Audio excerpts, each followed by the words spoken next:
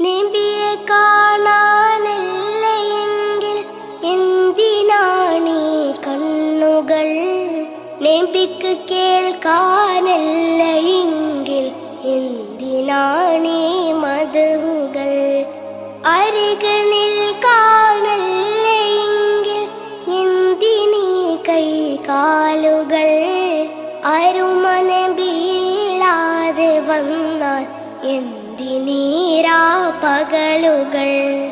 നബിയെ കാണാനല്ലയെങ്കിൽ എന്തിനാണീ കണ്ണുകൾ?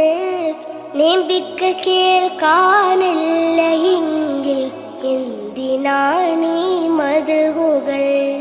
നബിയെ കാണാനല്ലയെങ്കിൽ എന്തിനാണീ കണ്ണുകൾ? നബിക്ക് കേൾക്കാനല്ലയെങ്കിൽ എന്തിനാണീ